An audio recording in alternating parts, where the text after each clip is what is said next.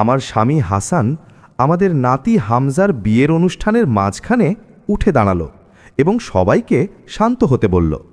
সবাই নাচ থামিয়ে দিল। সে তার স্যুটের পকেট থেকে কিছু কাগজ বের করল এবং সমস্ত অতিথিদের সামনে উচ্চস্বরে বলল, নাদিয়া, আমি এখন তোমাকে তালাক দিতে চাই, এখানে সই করো। আমাদের ৩ সন্তান হাততালি দিতে শুরু করল। আমার ছেলের বউ হাসল। আমার শাশুড়ি মাথা নেড়ে সাই দিলেন।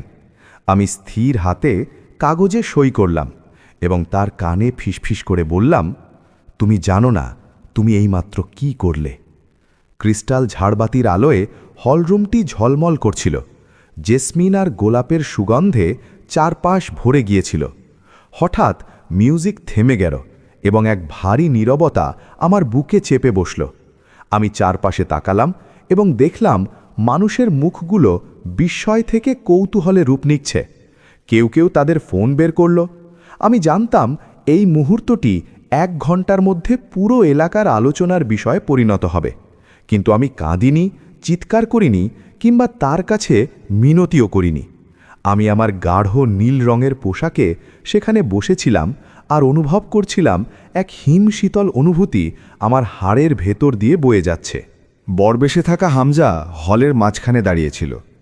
তার চোখ মুখে ছিল বিভ্রান্তি। তার কোণে সালমা তার হাত ধরে ফিসফিস করে কিছু বলছিল, যা আমি শুনতে পাইনি। আমার বড় ছেলে তারেক উৎসাহের সাথে হাততালি দিচ্ছিল আর তার বাবার দিকে তাকিয়ে হাসছিল। মেলো ছেলে মাহমুদও হাততালি দিচ্ছিল, কিন্তু তার মুখে উৎসাহ কম ছিল, যেন সে কেবল একমত হওয়ার ভান করছিল। আমার একমাত্র মেয়ে ইয়াসমিন হাততালি দিচ্ছিল এবং আমার দিকে এমন শীতল দৃষ্টিতে তাকিয়েছিল যা আমি আগে কখনো দেখিনি। আমরা এখানে কিভাবে পৌঁছালাম? যে সন্তানদের আমি লালন পালন করেছি এবং যাদের আরামের জন্য রাত জেগেছি, তারা আমার এই অপমানে কিভাবে হাততালি দিচ্ছে? আমার শাশুড়ি মেরফাত প্রথম সারিতে আমার পাশেই বসেছিলেন। যখন আমি তাকে তার ছেলের কাজে সম্মতি দিয়ে মাথা নাড়তে দেখলাম, তখন হৃদয়ে এমন এক আঘাত অনুভব করলাম যা অন্য সব কিছুর চেয়ে গভীর ছিল। এই মহিলাটি যখন অসুস্থ ছিল, আমি তাকে খাইয়ে দিয়েছি। তার পা ভেঙে গেলে আমি তার যত্ন নিয়েছি। তার গলব্ল্যাডার অপারেশনের সময় টানা 3 দিন হাসপাতালে তার পাশে বসেছিলাম। অথচ সে এখন মৃদু হাসছিল, একটি স্পষ্ট জয়ের হাসি। হাসান আমার দিকে হাত বাড়িয়ে দিল। তার আঙ্গুলের ডগায় কাগজগুলো সামান্য কাঁপছিল। তাকে আত্মবিশ্বাসী দেখাচ্ছিল, কিন্তু আমি তার চোখে কিছু একটা লক্ষ্য করলাম, সামান্য দ্বিধা বা ভয়। আমি নিশ্চিত ছিলাম না। আমি তার কাছ থেকে কাগজগুলো নিলাম এবং সেগুলোর দিকে তাকালাম। ওগুলো ছিল আনুষ্ঠানিক তালাকনামা, স্পষ্টভাবে লেখা। সব বিবরণ সেখানে ছিল, সব কিছু আগে থেকেই প্রস্তুত। তার মানে সে এটার পরিকল্পনা আগে থেকেই করেছিল। সে এই দিনটিকেই বেছে নিল আমাদের নাতির বিয়ের দিন, যে দিনটির জন্য আমি মাসের পর মাস অপেক্ষা করছিলাম। আমি আমার ছোট ব্যাগ থেকে একটি কলম বের করলাম। আমার হাত কাঁপল না। নির্দিষ্ট জায়গায় সই করলাম, তারপর দ্বিতীয় এবং তৃতীয় জায়গায়। মোট 4টি সই দরকার ছিল। আমি শান্তভাবে 4টিই করলাম। উপস্থিত সবাই একদম চুপচাপ লক্ষ্য করছিল। আমি কাউকে ফিসফিস করে বলতে শুনলাম, সে তো আসলেই সই করে দিল। আরেকজন বলছিল, সে তো কাঁদলও না। আমি কাগজগুলো হাসানের কাছে ফিরিয়ে দিলাম এবং নিজের জায়গা থেকে উঠে দাঁড়ালাম। আমি তার এত কাছে গেলাম যে আমাদের মুখের দূরত্ব ছিল মাত্র কয়েক সেন্টিমিটার। সবাই ভাবছিল আমি হয়তো ভেঙে পড়ব, চিৎকার করব বা ক্ষমা চাইব। কিন্তু আমি খুব নিচু স্বরে ফিসফিস করে বললাম, যা কেবল সেই শুনতে পেল, তুমি জানো না তুমি এইমাত্র কি করলে, কিন্তু তুমি খুব শিগগিরই তা জানতে পারবে। আর যখন জানতে পারবে, তখন অনেক দেরি হয়ে যাবে। আমি দেখলাম তার চোখগুলো কিছুটা বড় হয়ে গেল। তার মুখে দ্রুত একটি ভাব ফুটে উঠল, যা আমি বুঝতে পারলাম না। কিন্তু আমি তাকে পিঠ দেখিয়ে দরজার দিকে হাঁটতে শুরু করলাম। হলরুমটি বড় ছিল এবং আমার জায়গা থেকে দরজা পর্যন্ত দূরত্ব অনেক দীর্ঘ মনে হচ্ছিল। প্রতিটি পদক্ষেপ চকচকে মেঝের ওপর শব্দ তুলছিল। আমি পেছনে ফিরে তাকাইনি, কারো দিকে তাকাইনি। আমার কাঁধ সোজা ছিল, মাথা উঁচু ছিল, বুক ধরফর করছিল, কিন্তু মুখ ছিল শান্ত। আমি আমার শাশুড়িকে বলতে শুনলাম, অবশেষে এটা অনেক আগেই হওয়া উচিত ছিল। তারেকের হাসির শব্দ শুনলাম। অতিথিদের ফিসফিসানি মৌমাছির গুঞ্জনের মতো চারপাশ থেকে ভেসে আসছিল, কিন্তু আমি থামলাম না। দরজার কাছে পৌঁছে সেটা ধাক্কা দিয়ে খুললাম। বাইরের ঠান্ডা বাতাস আমার মুখে লাগল। রাত নেমে গিয়েছিল এবং রাস্তাগুলো হলুদ ল্যাম্পপোস্টের আলোয় আলোকিত ছিল। হলের সামনে দাঁড়িয়ে আমি একটি দীর্ঘশ্বাস নিলাম। এখন আমার হাতগুলো কাঁপছিল। তাদের চোখের আড়ালে যাওয়ার পর আমি নিজেকে অনুভব করার অনুমতি দিলাম। পেটের ভেতর থেকে বুক পর্যন্ত এক তীব্র রাগ উঠে আসছিল। বিশ্বাসঘাতকতার জ্বালা অনুভব করছিলাম, কিন্তু আমি কাঁদিনি। এক ফোঁটা চোখের জলও পড়ল না। ব্যথার চেয়েও শক্তিশালী কিছু একটা ছিল সেখানে, শীতল এবং কঠিন কিছু। ব্যাগ থেকে ফোন বের করে ট্যাক্সি ডাকলাম। ঠিকানা দেওয়ার সময় আমার গলা শান্ত ছিল। 10 মিনিট পর গাড়ি এলো। আমি পেছনের সিটে বসলাম এবং দরজা বন্ধ করে দিলাম। ড্রাইভার আয়নায় আমার দিকে তাকিয়ে বলল, ম্যাডাম, আপনি কি ঠিক আছেন? আমি শুধু মাথা নাড়লাম, কথা বলতে পারলাম না। গাড়িটি হল থেকে দূরে সরে যাওয়ার সময় আমি জানালা দিয়ে তাকালাম। রঙিন আলোগুলো দেখলাম, মিউজিক আবার বাজতে শুনলাম। তাদের অনুষ্ঠান চলছিল, জীবন চলছিল, যেন কিছুই হয়নি, যেন আমার কোনো অস্তিত্বই ছিল না। 35 বছরের দাম্পত্য 5 মিনিটে শেষ হয়ে গেল।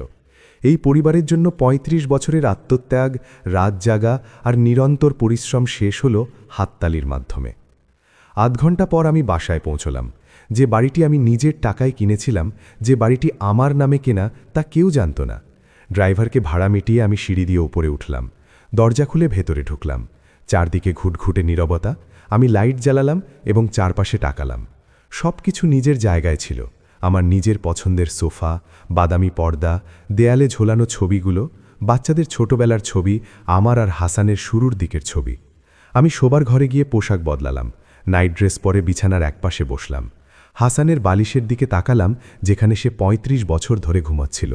আগামীকাল থেকে সে আর এখানে ঘুমাবে না। সে কি এর পরিণতির কথা জানত, নাকি সে ভেবেছিল আমি ভেঙে পড়ব আর তাকে ফিরে আসার জন্য অনুরোধ করব? আমি উঠে রান্নাঘরে গেলাম।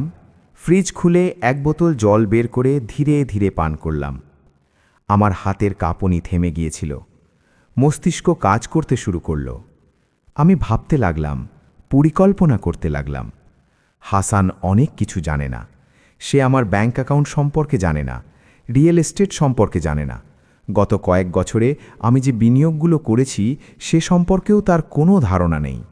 সে সবসময় ভেবেছে আমি কেবল একজন সাধারণ গৃহিণী, যে রান্না করে, পরিষ্কার করে আর বাচ্চাদের লালন পালন করে।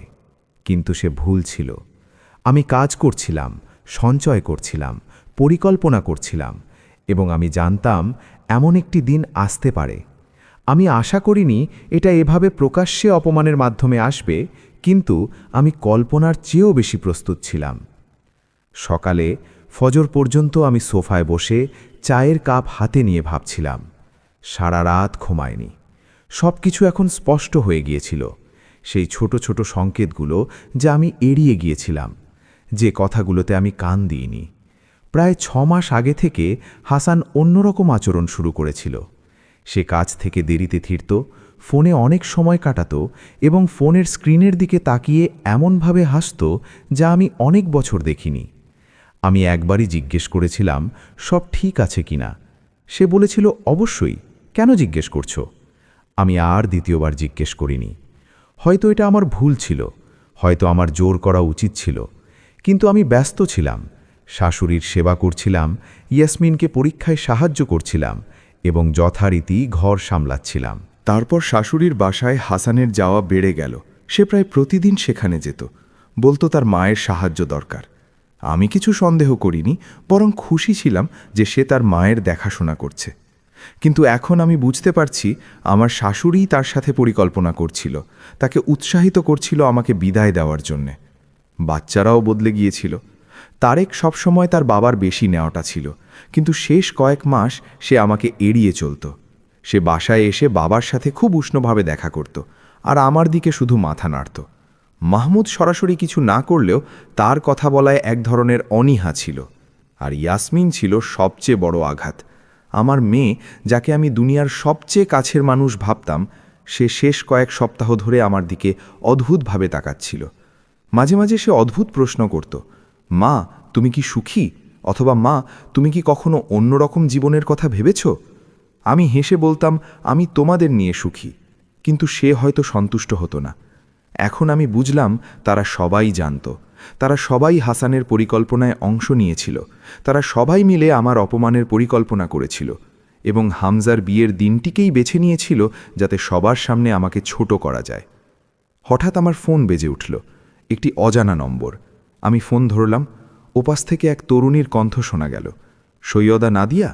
আমি সতর্কভাবে বললাম, হ্যাঁ, কে বলছেন? সে বলল, আমি আপনার ছেলের বউয়ের এক বান্ধবী। কাল যা হয়েছে আমি তার জন্য দুঃখিত। আপনাকে একটি কথা জানাতে চাই। আমার বুক ধরফর করতে লাগল। সে বলল, আপনার স্বামী মাসখানেক ধরে একজনের সাথে দেখা করছেন। তার নাম হুদা। আমি তাদের আমাদের অফিসের কাছের ক্যাফেতে কয়েকবার দেখেছি। আমি তাকে ধন্যবাদ দিয়ে ফোন রেখে দিলাম। হুদা, এই নামটাই সব পরিষ্কার করে দিল। হাসানের অদ্ভুত আচরণ, সেই লুকানো হাসি, সব কিছুর কারণ এখন স্পষ্ট। সে তার মায়ের কাছে যেত না, সে ওই মহিলার কাছে যেত, আর আমার শাশুড়ি সেটা জানতেন এবং তাকে সাহায্য করছিলেন। সূর্য উকি দিচ্ছিল জানালা দিয়ে।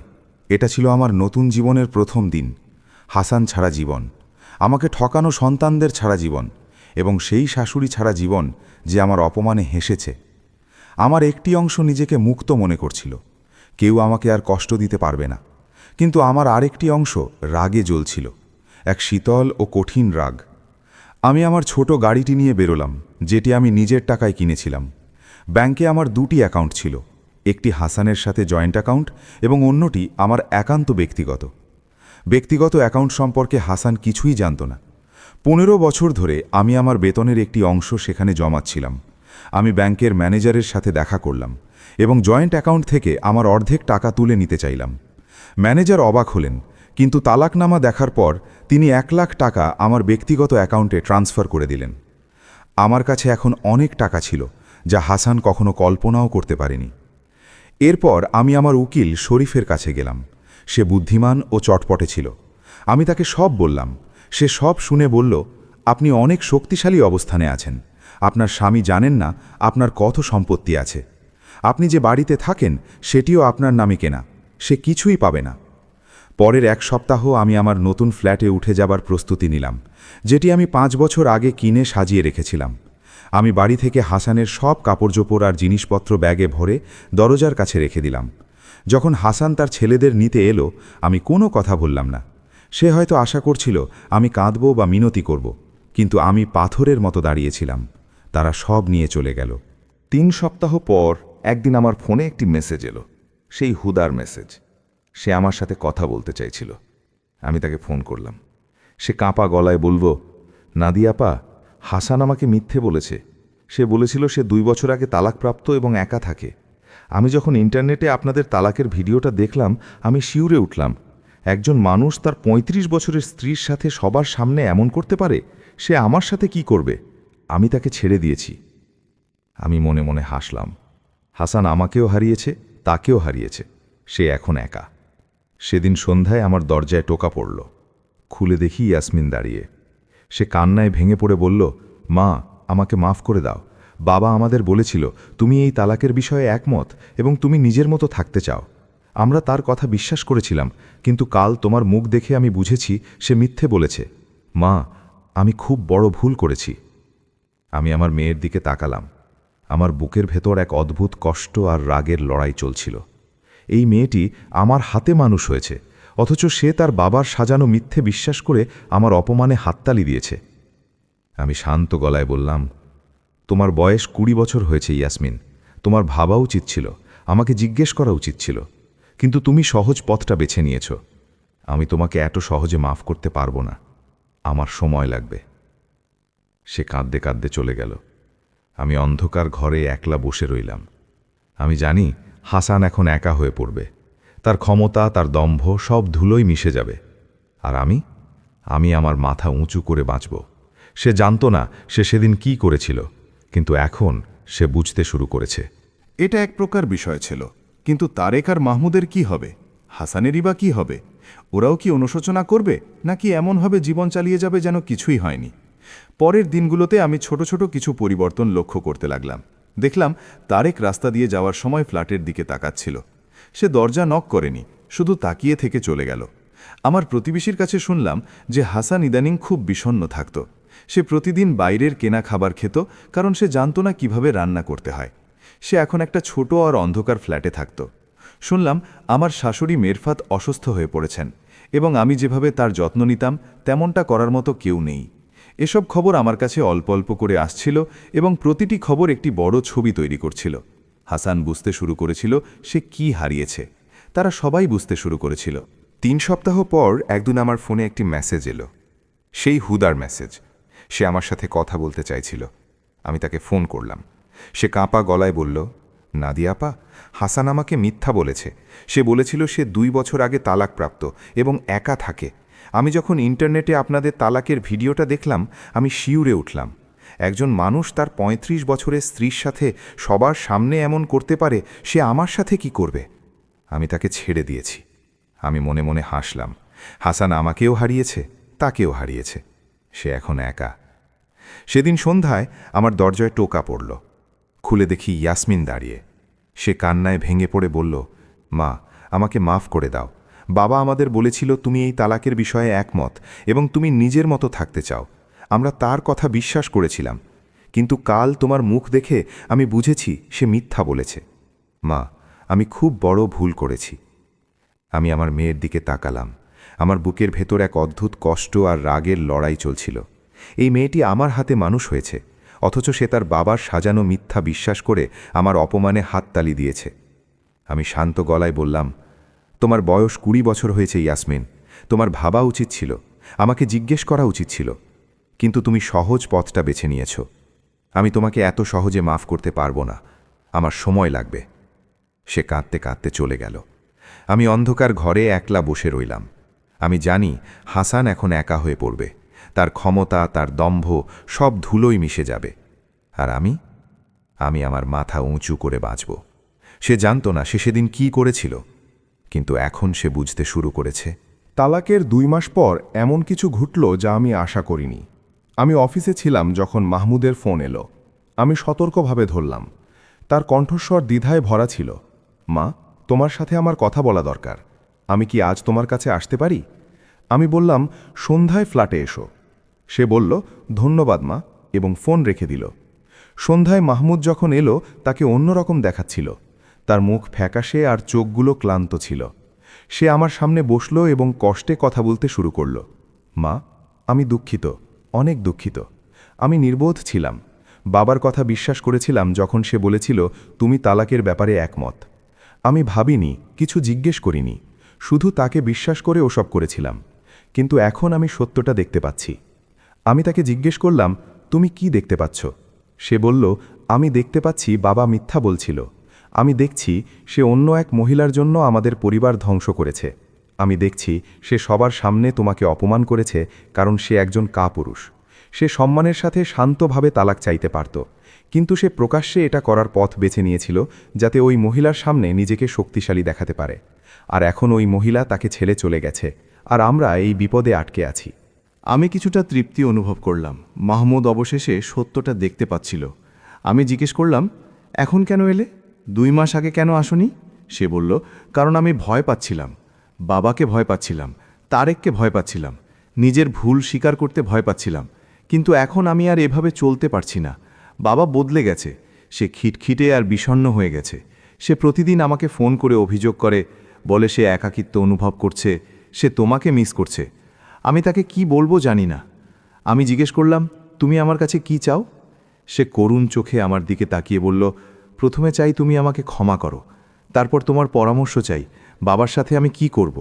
আমি শান্তভাবে বললাম, মাহমুদ, আমি তোমাকে ক্ষমা করব কারণ তুমি আমার ছেলে, কিন্তু তার মানে এই নয় যে তুমি যা করেছো আমি তা ভুলে গিয়েছি। এটার জন্য সময় লাগবে। আর তোমার বাবার ব্যাপারে বললে, ওটা এখন আর আমার সমস্যা নয়। সে তার পথ বেছে নিয়েছে, তাকেই এর ফল ভোগ করতে হবে। মাহমুদ কিছুক্ষণ চুপ থেকে বলল, বুঝতে পারছি, ধন্যবাদ মা।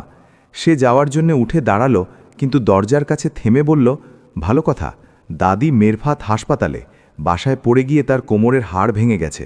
বাবা তার যত্ন নিতে পারছে না। ইয়াসমিন চেষ্টা করছে, কিন্তু সে জানে না কি করতে হবে। বাসার সব কিছু অগোছালো হয়ে আছে। আমার হৃদয়ে একটা মোচড় অনুভব করলাম। আমার শাশুড়ি মেরফাত, যে হাসান আমাকে তালাক দেওয়ার সময় মাথা নেড়ে সায় দিয়েছিল, সে এখন হাসপাতালে এবং তার সাহায্য দরকার।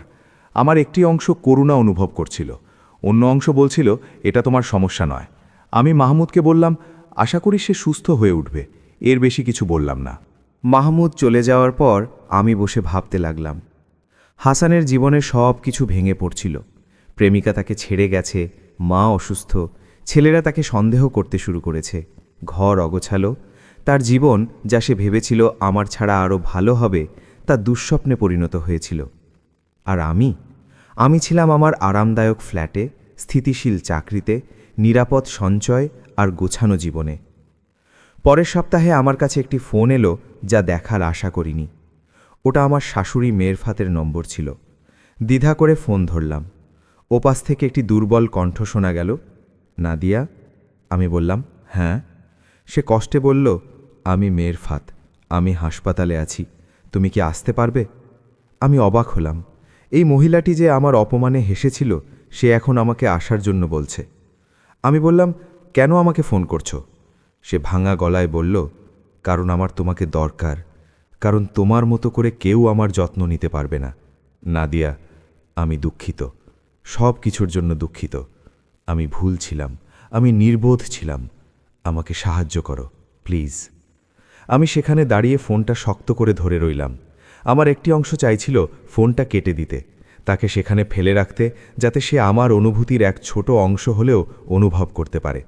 কিন্তু অন্য এক মমতাময়ী অংশ ফিসফিস করে বলল, সে একজন বৃদ্ধ ও অসুস্থ মহিলা, তুমি তাদের মতো নও। দীর্ঘ নীরবতার পর বললাম, আমি আসব, এবং ফোন রেখে দিলাম। সেদিন সন্ধ্যায় হাসপাতালে গেলাম। মেরফাতকে সাদা বিছানায় শুয়ে থাকতে দেখলাম। তার মুখ ফ্যাকাশে আর চোখগুলো বসে গিয়েছে। আমাকে ঢুকতে দেখে সে কাঁদতে শুরু করল। সে বলল, নাদিয়া, নাদিয়া। আমি তার দিকে এগিয়ে গিয়ে বিছানার পাশের চেয়ারে বসলাম। জিজ্ঞেস করলাম, কেমন আছো? সে কাঁপা কাঁপা হাতে আমার হাত ধরে বলল, তুমি এসেছো বলে এখন আমি ভালো আছি। তোমার মতো কেউ আমার সেবা করেনি। ইয়াসমিন আসে, কিন্তু সে জানে না কি করতে হবে। হাসান একবার এসেছিল, তারপর আর আসেনি। আমি একা, বড় একা। আমি মনে মনে কিছুটা নরম হলাম। জিজ্ঞেস করলাম, তুমি কেন সেদিন ওটা করেছিলে? হাসান যখন আমাকে তালাক দিল, তখন তুমি কেন মাথা নেড়ে সায় দিয়েছিলে? সে চোখের জল ভরা চোখে আমার দিকে তাকিয়ে বলল, কারণ আমি নির্বোধ ছিলাম। হাসান আমাকে বুঝিয়েছিল যে তুমিই তার সব সমস্যার কারণ। সে বলেছিল তুমি শীতল, তুমি তাকে পাত্তা দাও না, তুমি নিজের মতো জীবন কাটাতে চাও। সে আমার ছেলে বলে আমি তাকে বিশ্বাস করেছিলাম, কিন্তু এখন আমি দেখছি সে মিথ্যা বলছিল। আমি দেখছি কেবল তুমিই আসলে যত্ন নিতে। আমি তার সাথে 1 ঘন্টা বসলাম। আমরা সামান্য কথা বললাম আর অনেকক্ষণ চুপ করে থাকলাম। আমি যাওয়ার আগে সে বলল, তুমি কি আবার আসবে? আমি তার দিকে তাকিয়ে বললাম, ভেবে দেখব। আমি মিশ্র অনুভূতি নিয়ে হাসপাতাল থেকে বেরোলাম। আমি তার ওপর রাগান্বিত ছিলাম, কিন্তু করুণাও হচ্ছিল। পরের দিন অফিসে ছিলাম যখন উকিল শরীফ এলো। সে বলল, নাদিয়া, একটা খবর আছে। হাসান পুরনো বাড়িটা বিক্রি করার চেষ্টা করছে। আমি অবাক হয়ে তাকালাম, কিন্তু বাড়িটা তো আমার নামে। সে বলল, আমি জানি, কিন্তু সে চেষ্টা করছে। সে রিয়েল এস্টেট অফিসে গিয়ে তাদের বোঝানোর চেষ্টা করেছে যে বাড়িটা তার নামে। যখন তারা জানতে পারল ওটা তার নয়, তারা তাকে বের করে দিয়েছে। এখন সে আতঙ্কে আছে, কারণ তার টাকার খুব দরকার। আমি শীতল হাসি হাসলাম। হাসান ভেবেছিল বাড়িটা তার। সে ভেবেছিল ওটা বিক্রি করে টাকা পাবে, কিন্তু সে এখন আবিষ্কার করল যে তার কিছুই নেই। শরীফকে বললাম, আমি কি করব? সে বলল, কিছুই না, শুধু অপেক্ষা করো। সে শীঘ্রই ভেঙে পড়বে, আর তুমি তখন তা দেখার জন্য সেখানে থাকবে। সেদিন সন্ধ্যায় আমি আমার ফ্ল্যাটে বসেছিলাম যখন দরজায় প্রচণ্ড জোরে টোকা পড়ল। আমার বুক ধরফড় করে উঠল। দ্রুত দরজার কাছে গিয়ে আইহোল দিয়ে দেখলাম হাসান দাঁড়িয়ে। তার মুখ লাল আর চুল এলোমেলো ছিল। সে আবার জোরে আঘাত করল এবং চিৎকার করে বলল, নাদিয়া, দরজা খোলো, আমি জানি তুমি ভেতরে আছো। আমি কিছুক্ষণ দ্বিধা করলাম। আমার একটি অংশ তাকে উপেক্ষা করতে চাইছিল, কিন্তু আরেকটি অংশ বলল, এই তো সেই মুহূর্ত যেটার জন্য তুমি অপেক্ষা করছিলে। আমি দরজা খুললাম এবং শান্তভাবে তার সামনে দাঁড়ালাম। বললাম, হাসান, তুমি কি চাও? সে লাল চোখ নিয়ে আমার দিকে তাকিয়ে বলল, আমাদের এখনই কথা বলা দরকার। তাকে ভেতরে আসতে দিলাম। দরজা বন্ধ করার সময় আমার হৃৎস্পন্দন বেড়ে গিয়েছিল। সে আমার দিকে ঘুরে চিৎকার করে বলল, তুমি এটা কেন করলে? আমি শান্তভাবে বললাম, কি করলাম? সে বলল, বাড়িটা তোমার নামে, তুমি এটা কখন করলে? কেন আমাকে জানাওনি? আমি শীতল হাসি হাসলাম এবং বললাম, 20 বছর আগে বাড়িটা আমার নামে কিনেছিলাম হাসান, আমার নিজের টাকায়, যে টাকা আমি চাকরি করে জমিয়েছিলাম। যখন তুমি ভাবতে আমি কেবল এক সাধারণ গৃহিণী, তখন আমি কাজ করতাম। যখন তুমি তোমার সব আয় খরচ করে ফেলতে, আমি তখন সঞ্চয় করতাম। যখন তুমি স্বপ্ন দেখতে, আমি তখন পরিকল্পনা করতাম। সে ধাক্কা খেল। স্পষ্ট বোঝা যাচ্ছিল সে এটা আশা করেনি। সে কাঁপা কাঁপা গলায় বলল, কিন্তু আমি তো ওখানে থাকতাম, আমি তোমার স্বামী ছিলাম, বাড়িটা তো আমাদের দুজনের নামে হওয়া উচিত ছিল। আমি বললাম, ছিলে, এখন আর ন। মনে করে দেখো, তুমি আমাকে 300 মানুষের সামনে, নাতির বিয়ের অনুষ্ঠানে, আমাদের সন্তানদের সামনে, পুরো পরিবারের সামনে তালাক দিয়েছিলে, আর তারা হাততালি দিয়েছিল হাসান, আর তুমি হাসছিলে। সে হঠাৎ সোফায় বসে পড়ল, যেন তার পা আর ভার সইতে পারছিল না। সে তার মাথা 2 হাতের মধ্যে রেখে ধরা গলায় বলল, আমি ভুল করেছি, আমি জানি আমি ভুল করেছি, কিন্তু আমি ভেবেছিলাম জীবন আরও ভালো হবে। হুদা তো... আমি তাকে থামিয়ে দিয়ে বললাম, হুদা তোমাকে ছেড়ে চলে গেছে, আমি জানি। সে আমাকে ফোন করে সব বলেছে। সে বলেছে তুমি তাকে মিথ্যা বলেছ। তুমি তাকে বলেছিলে তুমি 2 বছর আগে তালাকপ্রাপ্ত হয়েছ। সে যখন ভিডিওটা দেখেছে, সে ঘৃণা অনুভব করেছে। যে লোক 35 বছরের স্ত্রীর সাথে এমন করতে পারে, তাকে কেউ ভালোবাসতে পারে না। সে মাথা তুলে আমার দিকে তাকালে দেখলাম তার চোখে জল। সে বলল, নাদিয়া, প্লিজ আমাকে মাফ করো। আমি অনেক বড় ভুল করেছি। আমি স্বার্থপর ছিলাম। আমি ভেবেছিলাম আমি এর চেয়ে ভালো কিছু পাওয়ার যোগ্য, কিন্তু এখন আমি বুঝতে পারছি তোমার চেয়ে ভালো আমার আর কিছুই ছিল না। তুমিই সব ছিলে, আর আমি সব কিছু ছুঁড়ে ফেলে দিয়েছি। আমি হাত গুটিয়ে তার সামনে দাঁড়ালাম এবং শান্ত কিন্তু কঠোর গলায় বললাম, হাসান, তুমি কিছু ছুঁড়ে ফেলোনি, তুমি ধ্বংস করেছ। 35 বছরকে 5 মিনিটে ধ্বংস করেছ। সবার সামনে আমার সম্মান ধুলোয় মিশিয়েছ। আমার সন্তানদের বাধ্য করেছ আমার অপমানে হাততালি দিতে। তোমার মাকে সুযোগ করে দিয়েছ আমার কষ্টে হাসতে। আর এসব কিসের জন্য? এমন এক মহিলার জন্য যে তোমাকে চেনেই না, এক মিথ্যে মরীচিকার জন্য। সে হঠাৎ উঠে আমার দিকে এগিয়ে এলো এবং আমার হাত ধরে মরিয়া হয়ে বলল, দোহাই নাদিয়া, আমাকে আরেকটা সুযোগ দাও। আমি যা বলবে তাই করব, শুধু ফিরে এসো। আমার তোমাকে দরকার। তোমাকে ছাড়া ঘর অগোছালো, আমি নিজে অগোছালো। মা অসুস্থ, কেউ তার যত্ন নিতে পারছে না। ছেলেরা আমাকে সন্দেহ করছে, সব কিছু ভেঙে পড়ছে। আমি জোর করে তার হাতের মুঠো থেকে নিজের হাত ছাড়িয়ে নিলাম। বললাম, না, আমি ফিরব না, তোমার কাছেও না, ওই জীবনেও না। আমি এখন স্বাধীন। আমার নিজের ফ্ল্যাট আছে, চাকরি আছে, টাকা আছে, সম্মান আছে। তুমি সেদিন রাতে আমার থেকে সব কিছু কেড়ে নিয়েছিলে, কিন্তু তুমি এটা কেড়ে নিতে পারোনি, আমার শক্তি, আর তুমি তা কখনো নিতে পারবেও না। সে চিৎকার করে বলল, কিন্তু আমি তোমাকে ভালোবাসি নাদিয়া। আমি জানি আমি তার উল্টোটা দেখিয়েছি, কিন্তু আমি সবসময় তোমাকে ভালোবেসেছি। আমি তিক্ত হাসি হাসলাম এবং বললাম, ভালোবাসা? তুমি ভালোবাসার মানেই জানো না হাসান। ভালোবাসা মানে কাউকে সবার সামনে অপমান করা নয়। ভালোবাসা মানে মিথ্যে আর প্রতারণা নয়। ভালোবাসা মানে সন্তানদের দিয়ে তাদের মায়ের কষ্টে হাততালি দেওয়ানো নয়। তুমি আমাকে কখনো ভালোবাসোনি, তুমি শুধু আমাকে ব্যবহার করেছ। সে জানালার দিকে গিয়ে দেয়ালে কিল মারল, ধরা গলায় বলল, এখন আমি কি করব? কোথায় যাব? আমার ঘর নেই, যথেষ্ট টাকা নেই, মা হাসপাতালে, সব কিছু। আমি তাকে থামিয়ে বললাম, সব কিছু ভেঙে পড়েছে কারণ তুমি ওটা মিথ্যে, প্রতারণা আর স্বার্থপরতার ওপর গড়েছিলে, আর এখন তোমাকে তার দাম দিতে হচ্ছে। সে লাল চোখে আমার দিকে তাকিয়ে কাঁপা কাঁপা গলায় বলল, সব কি শেষ? এত বছর পর এটাই আমাদের শেষ? আমি সরাসরি তার চোখের দিকে তাকিয়ে বললাম, তুমি এটা শেষ করেছো হাসান, আমি নই। তুমি ওই অপমানজনকভাবে শেষ করার পথ বেছে নিয়েছিলে, এখন তোমাকে ওই সিদ্ধান্তের সাথেই বাঁচতে হবে। সে ধীরে ধীরে দরজার দিকে হাঁটতে লাগল। তার চলাফেরা ছিল ভারী আর ক্লান্ত। সে দরজার কাছে দাঁড়িয়ে শেষবারের মতো আমার দিকে তাকিয়ে খুব নিচু স্বরে বলল, আমি দুঃখিত, সত্যিই দুঃখিত। সে দরজা খুলে বেরিয়ে গেল। সিঁড়িতে তার ধীর ও করুণ পদক্ষেপের শব্দ শুনলাম। আমি দরজা বন্ধ করে দীর্ঘশ্বাস নিলাম। আমার হাত কাঁপছিল, বুক ধড়ফড় করছিল, কিন্তু এক অদ্ভুত হালকা অনুভব করছিলাম, যেন এক বিশাল পাথর বুক থেকে নেমে গেল। সে ফিরে আসতে চেয়েছিল আর আমি তা প্রত্যাখ্যান করেছি, মর্যাদার সাথে প্রত্যাখ্যান করেছি। আমি সোফায় বসে মিশ্র অনুভূতি নিয়ে ভাবতে লাগলাম। এক পাশে জয়ের আনন্দ ছিল, অন্য পাশে দুঃখ, হারিয়ে যাওয়া সেই সব বছরের জন্য, ভেঙে যাওয়া স্বপ্নের জন্য, ধ্বংস হওয়া পরিবারের জন্য। কিন্তু আমি জানতাম আমি সঠিক কাজটাই করেছি। যে লোক আমাকে অপমান করেছে তার কাছে আমি ফিরব না। যে জীবনে আমি কেবল এক অবহেলিত দাসী ছিলাম, সেখানে আমি আর ফিরব না। পরের দিন ফোনের বিরামহীন আওয়াজে আমার ঘুম ভাঙল। স্ক্রিনে দেখলাম তারেক, মাহমুদ, ইয়াসমিন, এমনকি অজানা নম্বর থেকে ডজন ডজন কল। এক অদ্ভুত ভয় কাজ করল। কি হয়েছে? ইয়াসমিনকে ফোন করতেই সে কান্নায় ভেঙে পড়ে বলল, মা মা তাড়াতাড়ি এসো, বাবা হাসপাতালে। সে নিজের ক্ষতি করার চেষ্টা করেছে, তারা তাকে ইমার্জেন্সিতে নিয়ে গেছে, প্লিজ এসো। আমার শরীরের ভেতর দিয়ে যেন বৈদ্যুতিক শক বয়ে গেল। হাসান নিজের ক্ষতি করার চেষ্টা করেছে? কোন হাসপাতালে? জিজ্ঞেস করে আমি দ্রুত গাড়ি নিয়ে বেরোলাম। আমার বুক পাগলের মতো ধরফর করছিল। সে কি করেছে? সে কি বেঁচে আছে? এত কষ্টের পরেও আমি তাকে নিজের ক্ষতি করতে দেখতে পারছিলাম না। 20 মিনিট পর হাসপাতালে পৌঁছালাম। ইমার্জেন্সি বিভাগে 3 সন্তানকে দাঁড়িয়ে থাকতে দেখলাম। ইয়াসমিন কাঁদছিল, তারেক উদ্বেগের সাথে হাঁটাহাঁটি করছিল, মাহমুদ মাথায় হাত দিয়ে বসেছিল।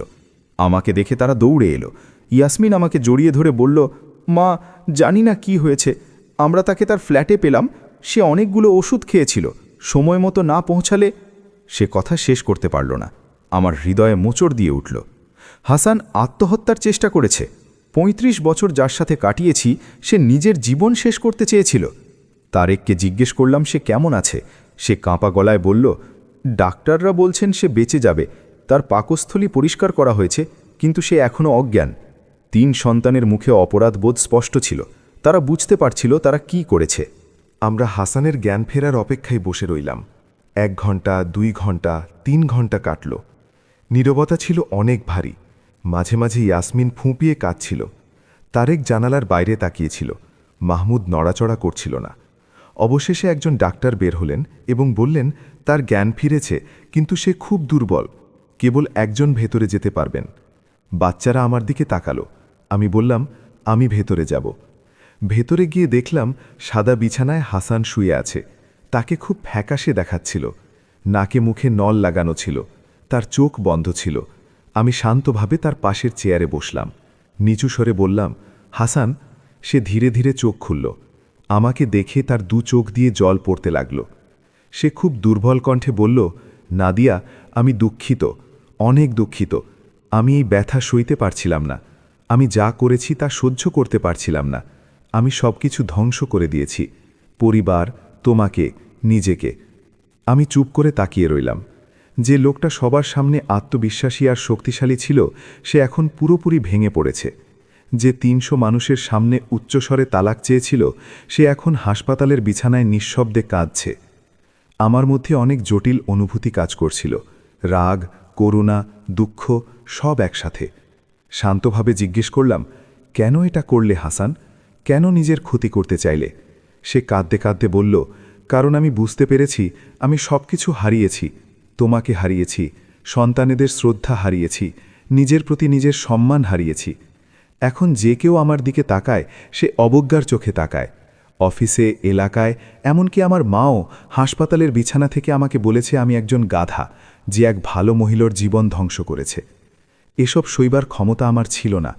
সে একটু হাঁপিয়ে নিয়ে আবার বলল, তোমাকে ছাড়া বাঁচার চেষ্টা করেছিলাম, নিজেকে বোঝানোর চেষ্টা করেছিলাম আমি ঠিক করেছি, কিন্তু প্রতিটি দিন আগের চেয়ে খারাপ ছিল।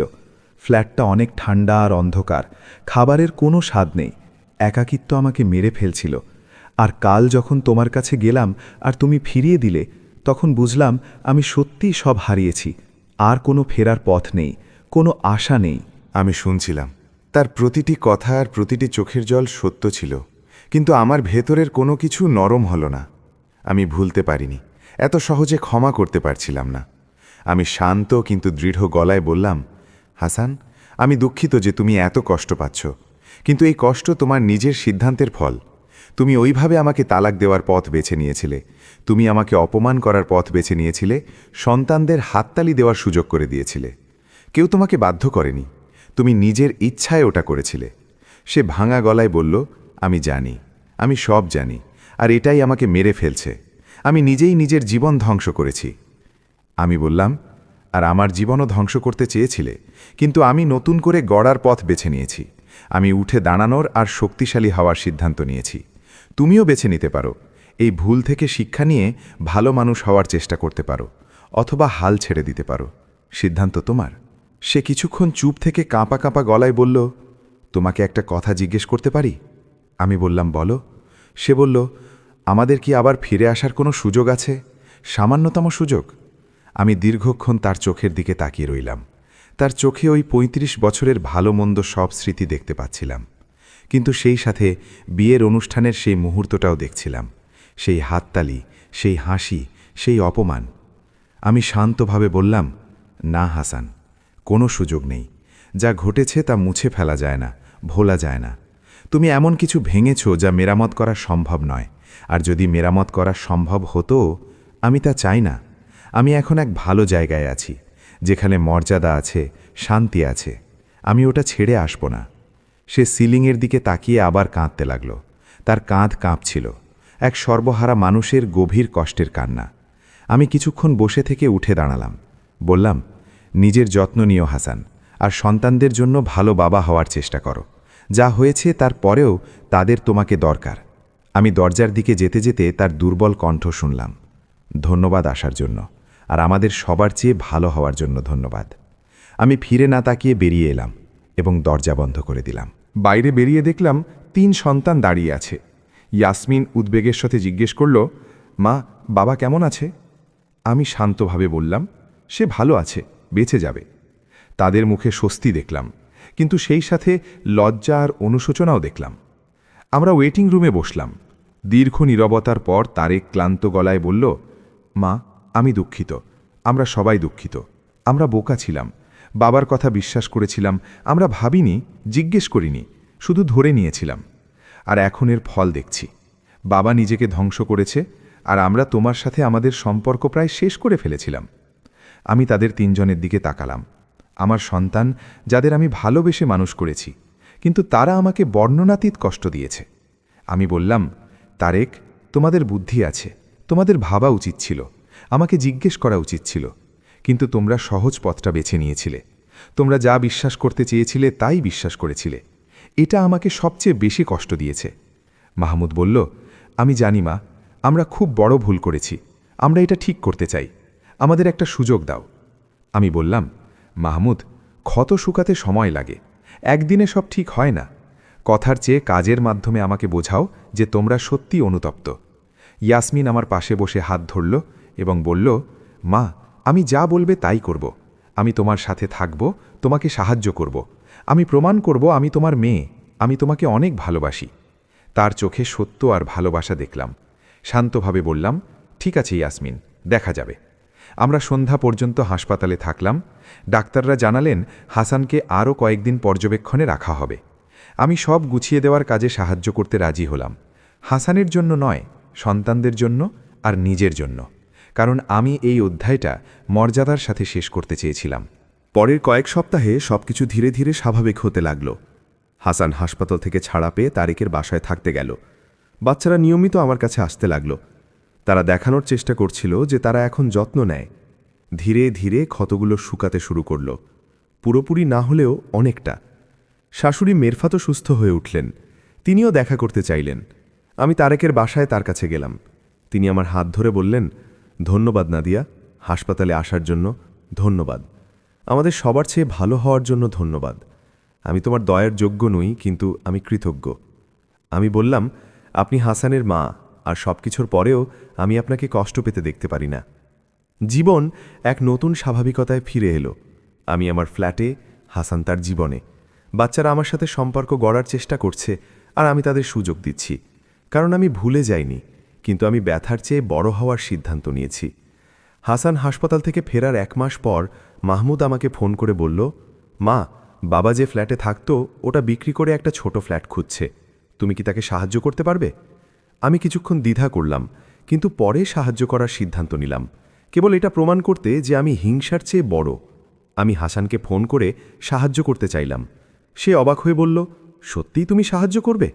আমি বললাম, হ্যাঁ, তবে এর মানে অন্য কিছু নয়। আমি তাকে একটা ছোট 1 রুমের পরিষ্কার ফ্ল্যাট খুঁজে দিলাম। সে দেখে বলল, এটা চমৎকার, ধন্যবাদ নাদিয়া। আমি কিছু না বলে শুধু মাথা নেড়ে চলে এলাম। পরের কয়েক সপ্তাহে হাসানের মধ্যে পরিবর্তন দেখলাম। সে নিজের উপর কাজ করতে শুরু করল, মানসিক কাউন্সেলিং নিতে শুরু করল, সন্তানদের সাথে সময় কাটাতে লাগল। সে ভালো বাবা হওয়ার চেষ্টা করছিল, যদিও অনেক দেরি হয়ে গিয়েছিল। হামজা, আমার নাতি, অবশেষে আমাকে ফোন করল। সে লজ্জিত গলায় বলল, দাদি, আমি খুব দুঃখিত। আমার বিয়ের অনুষ্ঠানে যা হয়েছিল তার জন্য আমি আগে ফোন করতে ভয় পাচ্ছিলাম। আমি তাকে কোমলভাবে বললাম, হামজা সোনা, তোমার কোনো দোষ ছিল না। ওটা তোমার বিশেষ দিন ছিল। যা হয়েছে তার জন্য তুমি দায়ী নও। ওপাশ থেকে তাকে কাঁদতে শুনলাম। সে বলল, ভালোবাসি দাদি, তোমাকে অনেক ভালোবাসি। একদিন বাজারে আমার এক পুরনো বান্ধবী হানানের সাথে দেখা হলো। সে সব জানত। সে বলল, নাদিয়া, তুমি অনেক শক্তিশালী মহিলা। এলাকার সব মহিলারা তোমার কথা বলে। তুমি যেভাবে শক্তভাবে দাঁড়ালে, ভেঙে পড়লে না, তুমি আমাদের সবার আদর্শ। আমি হেসে বললাম, আমি কেবল তাই করেছি যা আমার করা উচিত ছিল। সে বলল, না, তোমার কাছে ভেঙে পড়ার সুযোগ ছিল, কিন্তু তুমি শক্তিশালী হওয়ার সিদ্ধান্ত নিয়েছিলে। এটাই বড় কথা। তার কথাগুলো আমাকে তৃপ্তি দিল। আমি বুঝলাম আমি কেবল নিজের জীবনই গড়ছিলাম না, আমি অন্যদেরও অনুপ্রেরণা দিচ্ছিলাম। দেখাচ্ছিলাম যে প্রচণ্ড অপমানের পরেও মানুষ উঠে দাঁড়াতে পারে। বিয়ের অনুষ্ঠানে সেই রাতের পর 6 মাস কেটে গেছে। আমি এখন মানসিকভাবে অন্য এক জায়গায়। আয়নায় তাকালে এক শক্তিশালী মহিলাকে দেখি, যে শিখেছে যে তার মূল্য অন্যের ওপর নির্ভর করে না। সন্তানদের সাথে সম্পর্ক অনেক উন্নত হয়েছে। ইয়াসমিন প্রতি সপ্তাহে আসে, মাহমুদ নিয়মিত ফোন করে, তারেকও এখন যত্ন নেয়। আমি ভুলে যাইনি তারা কি করেছিল, কিন্তু তাদের নিজেকে প্রমাণ করার সুযোগ দিয়েছি। হাসান এখন তার নিজের জীবনে আছে। আমাদের মাঝে মাঝে কথা হয়, কিন্তু তা কেবল বাচ্চাদের বা জরুরি প্রয়োজনে। অতীত বা ভবিষ্যৎ নিয়ে কোনো কথা হয় না, কেবল এক মার্জিত বর্তমান। আর আমি তাতেই খুশি। এই কয়েক মাসে আমি একটা বড় সত্য বুঝেছি। আসল প্রতিশোধ আঘাত দেওয়াই নয়, আসল প্রতিশোধ হলো ভালো থাকা, সব কিছুর পরেও সুখী হওয়া, এবং এটা প্রমাণ করা যে আমাকে দেওয়া কষ্টের চেয়ে আমি অনেক বড়। আমি এখন কাজ করি, ভ্রমণ করি, বন্ধুদের সাথে দেখা করি এবং নিজের মতো জীবন কাটাই। কাউকে কৈফিয়ত দিতে হয় না, কারো মতামতের চিন্তা করতে হয় না। এই স্বাধীনতা আমি বহু বছর অনুভব করিনি। সেই রাতে যখন ফিসফিস করে হাসানকে বলেছিলাম, তুমি জানো না তুমি কি করলে, আমি সত্যি ওটা বুঝিয়েছিলাম। সে জানত না সে আমাকে মুক্ত করে দিয়েছিল। সে জানত না সে আমাকে আবার নিজের মতো করে বাঁচার সুযোগ করে দিয়েছিল। ৩৫ বছরের কষ্টের পর আমি তার জন্য কৃতজ্ঞ। জীবন অনেক ছোট, একে ঘৃণা নিয়ে কাটানোর জন্যে। আমি সামনে এগিয়ে যাওয়ার আর বাঁচার পথ বেছে নিয়েছি, আর এটাই যে কোনো মানুষের সবচেয়ে বড় জয়। আমি কি কখনো অনুশোচনা করি যা হয়েছে? জবাবটা জটিল। আমি হারানো বছরগুলোর জন্য কষ্ট পাই, ব্যথার জন্য কষ্ট পাই, কিন্তু পরিণতির জন্য নয়। কারণ এই পরিণতি আজ আমাকে এই শক্তিশালী, স্বাধীন, মর্যাদাবান আর মুক্ত মানুষ হিসাবে গড়ে তুলেছে। আপনারাও যদি এমন কোনো পরিস্থিতির মধ্যে দিয়ে যান, মনে রাখবেন, ব্যথা আর অপমান সাময়িক, কিন্তু আপনার ভেতরের শক্তি চিরস্থায়ী। কাউকে এটা কেড়ে নিতে দেবেন না। উঠে দাঁড়ান, লড়ুন আর বাঁচুন।